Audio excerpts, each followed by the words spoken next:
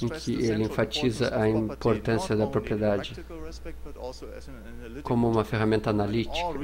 Todo o raciocínio do comportamento e da ação humana deve incluir o conceito da propriedade privada. E no final do século XIX e no século XX também, a mesma abordagem foi assumida e desenvolvida pela escola austríaca da economia.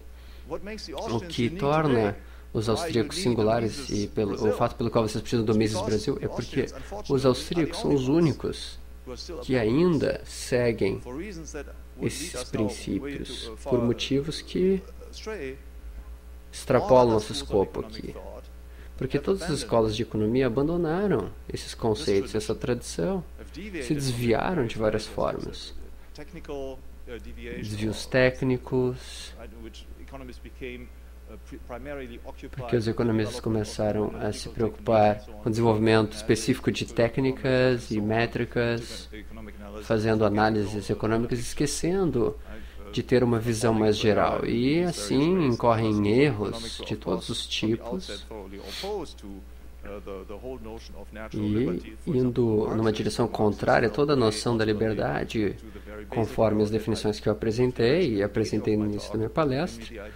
A ideia de que você pode definir liberdade, eles definem liberdade, muitos deles atualmente, como a isenção de qualquer e a ausência de qualquer obstáculo.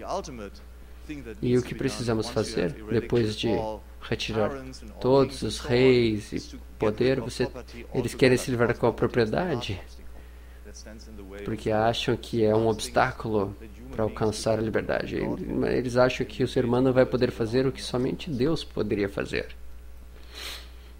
Então os austríacos hoje, eles seguem uma tradição que remonta aos escolásticos e os discípulos de São Tomás. É uma tradição que define justiça,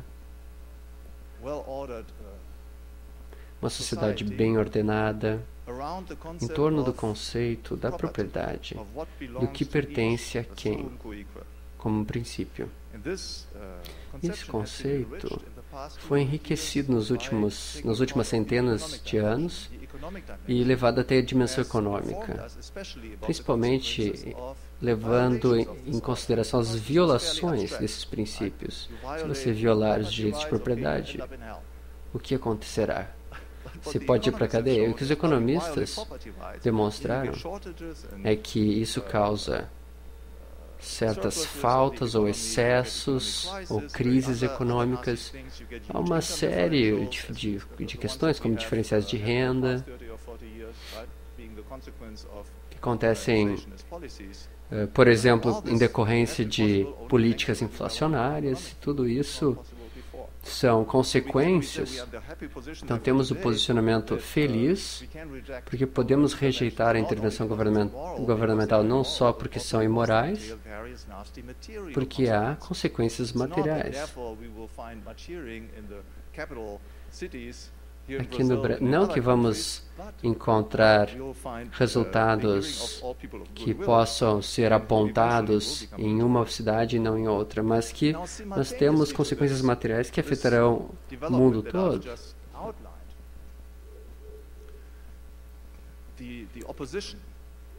E as forças do mal, digamos assim, elas também têm o seu poder. E podemos também remontar há muito tempo.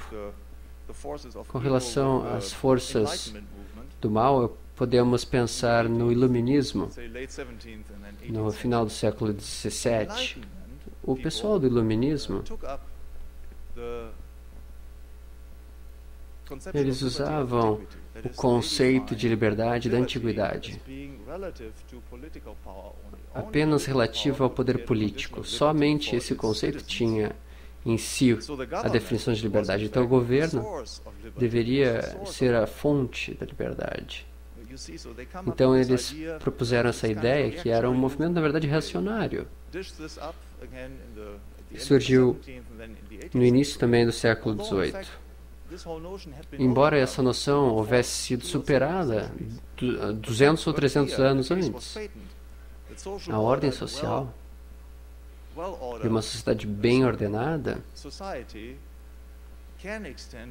pode ir muito além da ordem política de qualquer democracia ou de qualquer rei. Então, esse pessoal do iluminismo disse, não, ele deve ser limitado ao governo, porque o governo é a fonte original, a partir de onde fluirá a liberdade e a ordem.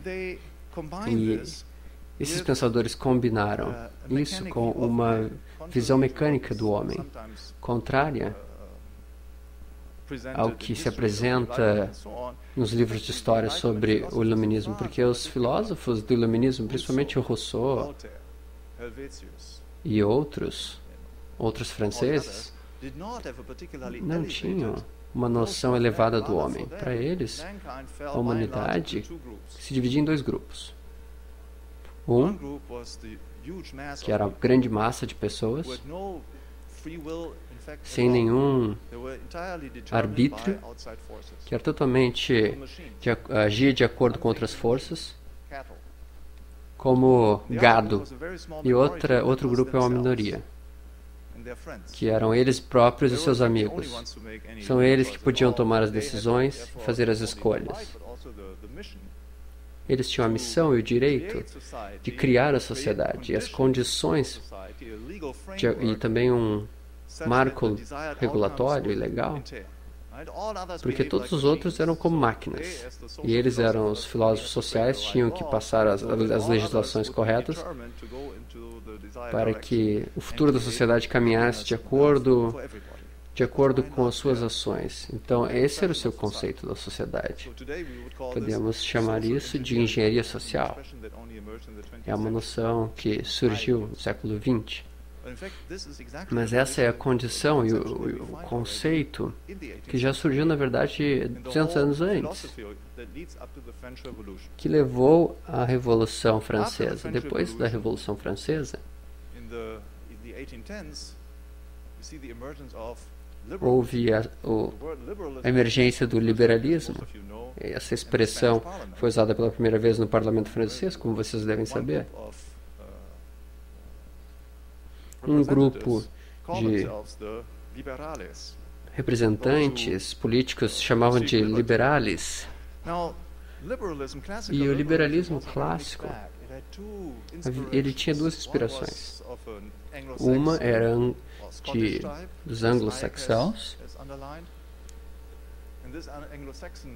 e essa inspiração anglo-saxônica do liberalismo, ela dependia de raízes da Idade Média.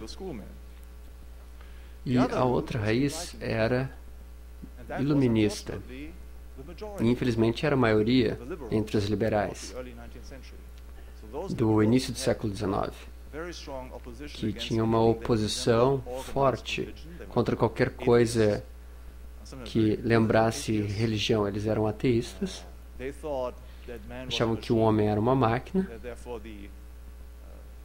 então era o dever do legislador criar condições favoráveis, uma condição favorável para motivar a inclusão dessas máquinas no mercado e na produção e assim por diante. Atualmente não podemos nos identificar com o liberalismo clássico. Por muito tempo eu achava que o liberalismo clássico era a origem do libertarianismo austríaco, mas na verdade, se analisarmos com cuidado esses registros históricos, temos que ser prudentes. De muitas formas, o liberalismo clássico, em sua maioria, era um desvio que não se inspirava nos elementos cruciais que achamos que são os mais importantes, como a sociedade autodeterminada, começando com o conceito da propriedade privada, mas sim com o conceito antigo de que a liberdade emanava apenas do poder político. E ainda assim repetimos os mesmos erros com relação ao movimento neoliberal. Essa expressão surgiu pela primeira vez na literatura alemã da década de 1930. E as pessoas que utilizavam essa expressão queriam se distanciar do liberalismo clássico. Achavam que o liberalismo clássico era muito libertário. Por isso, eles deram uma outra interpretação marxista da história. Os marxistas disseram, bom, essas são as condições do capital, liberdade e os direitos de propriedade. E olhem o que isso nos deu. Grande miséria para as classes trabalhadoras e crises econômicas. Então, obviamente, não está funcionando, não está nos dando os resultados desejáveis e está criando pobreza. Precisamos surgir com algo novo, um novo conceito. Precisamos dar mais espaço para as liberdades individuais. Então, o conceito que eles desenvolveram era o mesmo que os iluministas haviam desenvolvido. Essencialmente, era a mesma que os romanos e os gregos haviam desenvolvido, ou seja, que toda a liberdade flui e emana do governo, que o dever do governo é fazer um marco favorável para determinar as disciplinas do mercado para a adoção de comportamentos desejáveis, do ponto de vista dos políticos, é claro. E é claro que houve muitos erros. Muitos achavam que haviam erros históricos. Não era o caso de que as reformas, na verdade, não havia causa da miséria e da infelicidade das massas. Isso não é verdade. Exceto pela globalização dos últimos 30 anos. Na verdade, as massas nunca tiveram condições tão positivas como nos últimos anos. Então, na verdade, houve um grande aumento significativo dos salários dos trabalhadores. Então, era um problema de interpretação. Houve crises regulamentares no século XIX, mas todas se originaram no setor financeiro. Precisamente porque ele não estava isento da intervenção governamental. Na verdade, o governo ele fazia cada vez maiores intervenções. Isso remonta a décadas e décadas de intervenção governamental. O governo sempre tentou controlar a oferta de moeda. E essas intervenções não foram abandonadas no século XIX, na verdade foram reforçadas.